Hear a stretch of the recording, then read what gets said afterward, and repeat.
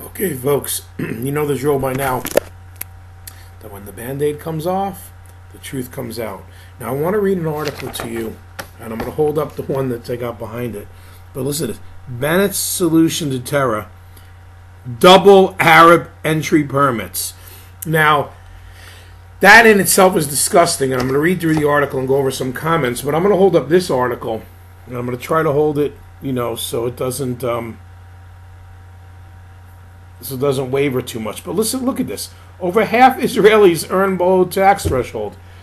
What this is saying, over half the Israelis live in poverty, and Naftali Bennett wants to double Arabs coming into this country.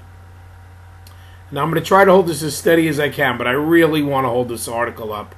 So if it's wobbling too much, just listen and you don't have to watch. Okay? Bennett calls on cabinet to add 100,000 Arab workers, claiming financial incentives will quell terror to those with because those with permits who don't attack. Now, meanwhile, in Tel Aviv, the guy that killed the people in Tel Aviv on New Year's was working in Tel Aviv.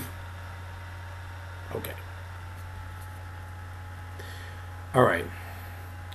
So Jewish Home Chairperson and Education Minister Naftali Bennett on Sunday made a proposal for solving the scourge of terrorism by illegal Arab workers by calling more than double permits handed to Arab workers in Judea and Samaria. Oh, God. At the weekly cabinet meeting on Sunday, a discussion was held on increasing the punishment for those who provide housing for Arabs from the region who illegally enter sovereign Israeli territory, and in many cases utilize their illegal entry to launch such terror attacks. Bennett proposed a solution according to the Marker, saying that in addition to increasing the punishment for those who hire Palestinians illegally, the quota on legal work permits allowing entry for Judea and Samaria should be raised by another 100,000. Now listen to this, folks. The number is staggering, given the current quota is only 55,000 in Israel proper, and another 25,000 in Judea and Samaria, in places near like where I live, which is Barkan is a park, and also Ariel has an industrial park. So they allow the Arabs to work in there. Also in Ariel itself, I should go by one day and show you the parking lot where all the Arab cars park, and all the garbage they just dump there. Looks like a cesspool. Okay, anyway, let's keep going on. 25,000 in Judea and Samaria, and according to the Bank of Israel, there's an estimated another 30,000 Arab workers working illegally without entry permits. Bennett's proposal would more than double the current number of work permits. Giving reason for his proposal, the Jewish home head first claimed that those with permits don't conduct terror attacks. That claim has been proven wrong on numerous occasions. No kidding.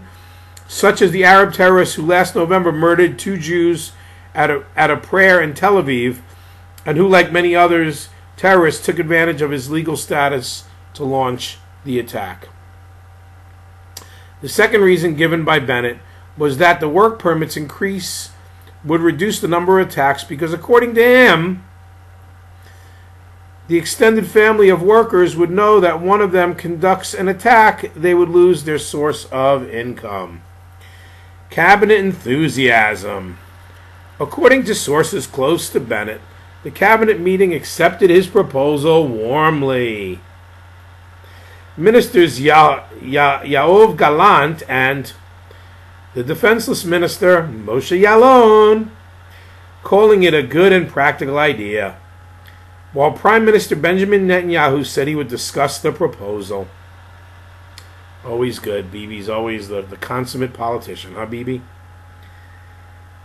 In recent years, Israel has been granting more and more work permits to Arab residents of Judea and Samaria, with a total number doubling in the last 4 years, after the state lowered the age limit to receive the permits to 22. Bennett has, in the past, made similar arguments that the state should offer great financial incentives to the Arab public. claiming that doing so will reduce terrorism. The Jewish Home Head has introduced a number of initiatives to increase the economic standing of Arab citizens. In the last government, as economics minister, he oversaw a 2.5 million program integrating Arabs into the high-tech industry, and in March 2013, he told the Europe-Israel Press Association, EIPA, that the issue of increasing the number of Arab women in the workplace is his baby. Yeah, I'm sure it's your baby, Naftali. I only hope I won't say more. As an education minister, last August he launched a 7.9 million plan to teach Arab students Hebrew in kindergarten. I'm sure to put the male Arab students next to the female Jewish students also, in an effort to promote peace, right, Naftali? To improve Arab employment and economic power. Oh, great. That's just what we need. Arabs with economic power. Like Saudi Arabia and Iran is just not enough, right? And then in December, he announced that he is establishing the first Arab college in Israel. This guy, Naftali Bennett, you are a traitor. That's all I can say, is that you, my friend, are a traitor. Naftali Bennett, you need to step down. You need to be exposed for who you are. An Arab-loving traitor. Now, I'm not saying to hate Arabs, okay? That's not the point here. Okay, the point here is to love Jews, not Arabs, to strengthen the Jewish state.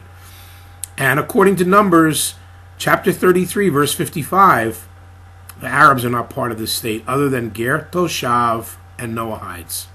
Okay? So learn your lesson. You wear a latka on your head. When was the last time you actually even opened a holy book? Okay? You're a traitor. Now I'm going to read this other article that was shaking. I'm sorry, I couldn't, it's hard for me to hold it steady. It's a piece of paper. But over half the Israelis earn below the tax threshold. And the tax threshold is the current shekel rate. Here, let me get my calculator. The current shekel rate is, let's just say, 385, right? So they're saying 4,905 shekels. I'll go through the article in a second. Divided by 385, okay? 4905 divided by 3.85. Here, I don't know if you can see that, folks. That's what the average Israeli earns. Oh, hold on. 4905 divided by 3.85. Sorry, okay, here. Okay, you see that? $1,274 US. The other, the .025 is just, okay, so 2 cents, 3 cents. The average Israeli, my friends, earns at or less than $1,274. Okay?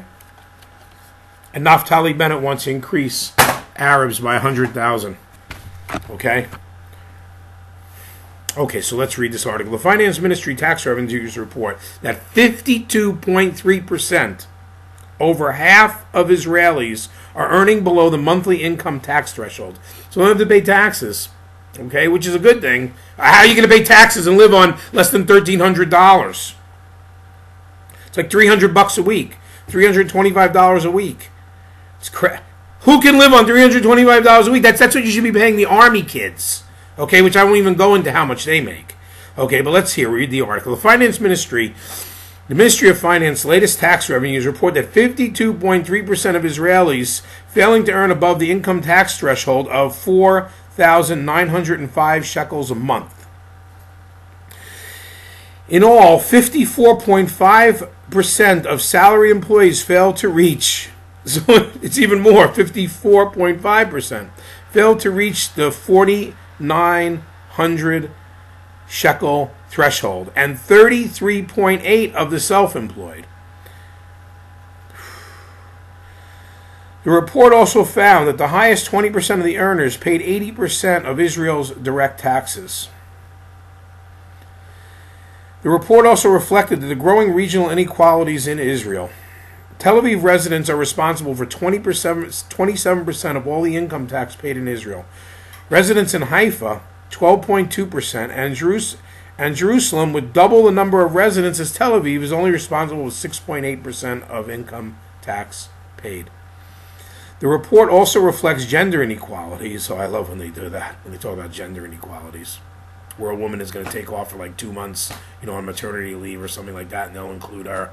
She worked 10 months, and I'm not saying, I welcome even men here can take off maternity leave, and I welcome that, because you want to be with your family, you want to grow a strong family, and not be subjected to the government, which is another article, because you're taking the children now at 3 years old here, but okay. So gender inequality, they're talking about here, in 2012, the average gross income of an Israeli man was 63% higher than the average gross income of a woman. I'd have to check those numbers, because 63% higher? This country is so whacked, folks. We really need American aliyah. I'll promote that in a second. Let me just read the last paragraph. The report also shows a fuel tax revenues tripling. Fuel tax revenues tripling between 2000 and 2014. Now, they do build roads around here. I will say that I'm driving on very new roads. So, I mean, thank God for that.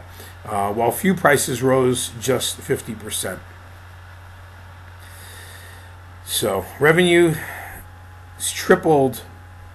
So, in other words, the price of, if you see since 2008, if you look at a futures chart, 2008 crude oil was 140 a barrel. It went down, way down to like 30, back up to about 100, and then, dropped now back down to 30.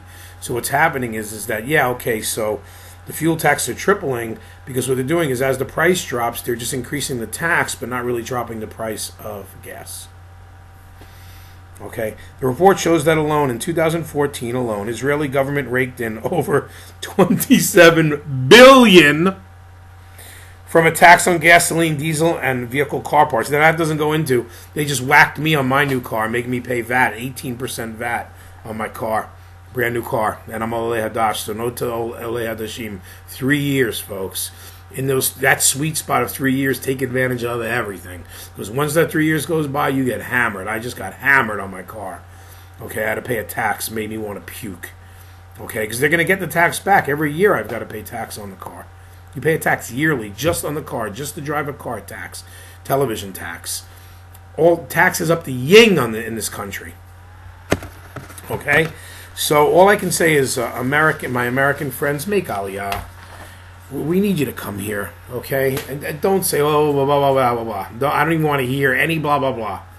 Because this country needs people who have not been propagandized by it, people who have not gone through the education system here, have not listened to the television here. I don't have a television. They're trying to charge me. I should just go get off screen here for a second and show you the television tax. They want to charge me, and now penalties. It's like 300 shekels a year. It's like 350 shekels a year, like $100 a year. Television tax, and now they want it's 500 because they said I didn't pay it, but I don't have a television. I'm all I have is my computers and YouTube and maybe some like streaming networks. I don't mean streaming like Hula. I mean like Israel Video Network, Vimeo, things like this. This is what I'm talking about. But my Jewish friends in America, please come here. Help us change the society here. We can do it. We can do it. But you need to be here to vote. See, the good thing about America is you could vote in America from here. I'm going to vote, okay, in America for Trump. Just so we're clear. Because I'm in New York. I got New York values. And I remember him when he hooked up the ice skating rink. I used to be a speed skater. And he hooked up that Central Park rink. No politician could do it. So, but you can vote for whoever you want. I mean, even Hitlery or Bernie the commie.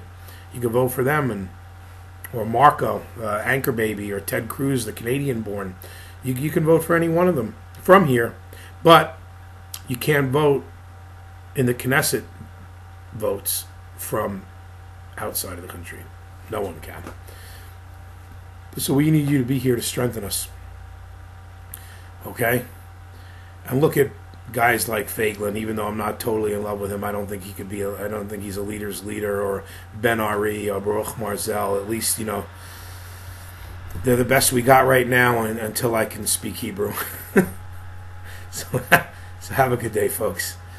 And I'll speak to you soon. God bless.